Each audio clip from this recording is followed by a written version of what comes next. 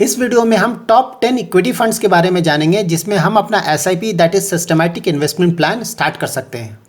Top 10 performing equity funds मैंने 10 different categories से select किया है, that is index funds, large cap, large and mid cap, small cap, focused fund, Contra fund, ELSS fund, flexi cap fund and value fund. In 10 categories से मैंने top fund select किया है और साथ ही मैं इन कैटेगरीज के कुछ और फंड्स के बारे में बताऊंगा जिनका परफॉर्मेंस भी काफ़ी अच्छा रहा है ओवर द ईयर्स। हम इस वीडियो में इन टॉप 10 फंड्स के AUM that is asset under management, इनके बेंचमार्क के बारे में जानेंगे। साथ ही हम इन फंड्स के रिटर्न्स को चेक करेंगे across 1 year, 3 year, 5 year and 10 year horizon. मैंने जो top 10 mutual fund schemes select किया है अक्रॉस डिफरेंट कैटेगरीज, उन सारे स्कीम्स ने अपने रिस्पेक्टिव बेंचमार्क को ओवर द ईयर्स बीट किया है और साथ ही उनका परफॉर्मेंस अपने कैटेगरी के दूसरे फंड से भी ज़्यादा अच्छा रहा है over the years. So let's start with index fund. Index fund category में मैंने सेलेक्ट किया HDFC इंडेक्स सेंसेक्स फंड। इस फंड का AUM है अबाउट 2000 करोड़ और इसका बेंचमार्क है S&P BSE Sensex. And if you look at returns then 1 year में इस फंड ने रिटर्न जनरेट किया है 85.60, 3 ईयर्स में इस फंड ने रिटर्न जनरेट किया 15.55, 5 ईयर्स में इस फंड ने रिटर्न जनरेट किया है 15.20 एंड 10 ईयर्स में इस फंड ने रिटर्न जनरेट किया है 11.19%। तो ओवर द ईयर्स इस फंड का परफॉर्मेंस काफ़ी अच्छा रहा है। एंड ऑफ कोर्स कोई भी इंडेक्स फंड अपने बेंचमार्क को कभी भी बीट नहीं कर पाता है। इसका रीज़न है ट्रैकिंग एरर। जब भी आप किसी इंडेक्स फंड में इन्वेस्टमेंट करते हैं तो पर्टिकुलर कंपनी आपसे एक्सपेंस रेशियो चार्ज करती है and because of that expense ratio आपका पूरा पैसा उस पर्टिकुलर फंड में इन्वेस्ट नहीं होता है। दैट्स वाई आपका फंड कभी भी अपने बेंचमार्क के बराबर या उससे ज़्यादा रिटर्न जनरेट नहीं कर पाता है। इंडेक्स फंड कैटेगरी में एक और फंड है जिसका परफॉर्मेंस काफ़ी अच्छा रहा है over the years, that is HDFC index fund Nifty 50 plan. Now let's look at large cap category. Large cap category में मैंने सेलेक्ट किया है Canara Robeco blue chip equity fund. इस फंड का AUM है अबाउट 2000 करोड़ और इसका बेंचमार्क है S&P BSE 100। And if you look at returns then 1 year में इस फंड ने जनरेट किया 78.66, 3 ईयर्स में इस फंड ने रिटर्न दिया 18.46, 5 ईयर्स में रिटर्न दिया है 17.60 एंड 10 ईयर्स में इस फंड ने रिटर्न जनरेट किया है 13.16। तो आउट ऑफ 4 होराइजन्स इस फंड ने 3 Horizons that is 3 year, 5 year and 10 year में अपने बेंचमार्क बीट किया है। इस कैटेगरी में 2 और फंड्स हैं जिनका परफॉर्मेंस काफ़ी अच्छा रहा है ओवर द ईयर्स, वो हैं axis blue chip fund and Mirae Asset large cap fund. Now let's look at large and mid cap category. इस कैटेगरी में मैंने सेलेक्ट किया है Mire asset emerging blue chip fund. इस फंड का AUM है अबाउट 16,000 करोड़ एंड बेंचमार्क है Nifty large mid 250। 1 year में इस फंड ने रिटर्न जनरेट किया है 103.20%, 3 ईयर्स में इस फंड ने रिटर्न दिया है 19.23%, 5 ईयर्स में रिटर्न दिया है 22.19% एंड 10 ईयर्स में इस फंड ने रिटर्न जनरेट किया है 22.26%। सो अक्रॉस ऑल 4 होराइजन्स इस फंड ने अपने बेंचमार्क को कॉम्प्रिहेंसिवली बीट किया है। Large and mid cap space में Mirae asset emerging blue chip fund का परफॉर्मेंस इतना अच्छा है कि इस कैटेगरी में और किसी भी फंड का परफॉर्मेंस इस फंड के आसपास भी नहीं है। सो इस कैटेगरी में इस फंड का कोई ऑल्टरनेटिव नहीं है। Now let's look at mid cap category. इस कैटेगरी में मैंने सेलेक्ट किया है PGIM India mid cap opportunities fund. इस फंड का AUM है अबाउट 1000 करोड़ और इसका बेंचमार्क है निफ्टी मिड कैप 100। इस फंड ने 1 ईयर में रिटर्न जनरेट किया है 134.90%, 3 ईयर्स में रिटर्न जनरेट किया है 19.67%, 5 ईयर में रिटर्न दिया है 18.60% एंड 10 ईयर्स का रिटर्न अवेलेबल नहीं है क्योंकि ये फंड रिलेटिवली एक न्यू फंड है। तो अक्रॉस ऑल 3 होराइजन्स इस फंड ने अपने बेंचमार्क को कॉम्प्रिहेंसिवली बीट किया है। मिड कैप स्पेस में कुछ और फंड्स हैं जिनका परफॉर्मेंस काफ़ी अच्छा रहा है।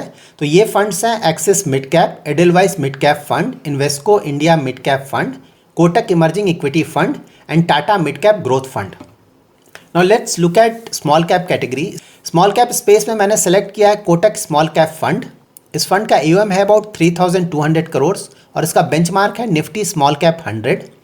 इस फंड ने 1 ईयर में रिटर्न जनरेट किया है 138.64%, 3 ईयर्स में रिटर्न दिया है 16.82%, 5 ईयर्स में रिटर्न दिया है 19.59% एंड 10 ईयर्स में रिटर्न दिया है 17.37%। तो आउट ऑफ 4 होराइजन्स इस फंड ने 3 होराइजन में अपने बेंचमार्क को कॉम्प्रिहेंसिवली बीट किया है।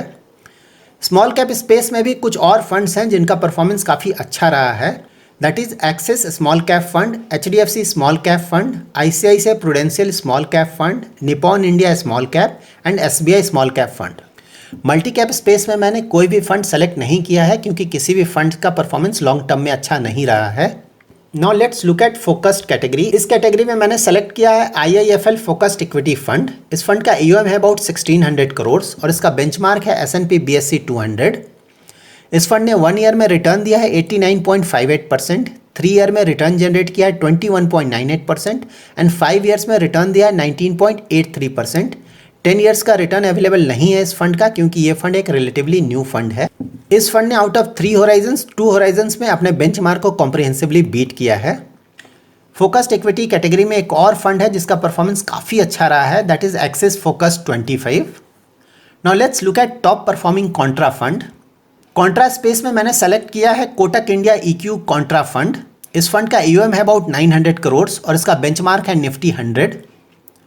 1 ईयर में इस फंड ने रिटर्न दिया है 93.54%, 3 ईयर में रिटर्न दिया है 15.47%, 5 ईयर्स में रिटर्न जनरेट किया है 17.85% एंड 10 ईयर्स में रिटर्न जनरेट किया है 13.12%। इस फंड ने भी अक्रॉस ऑल 4 होराइजन्स अपने बेंचमार्क को बीट किया है। इस कैटेगरी में एक और अच्छा फंड है इन्वेस्को इंडिया कॉन्ट्रा फंड।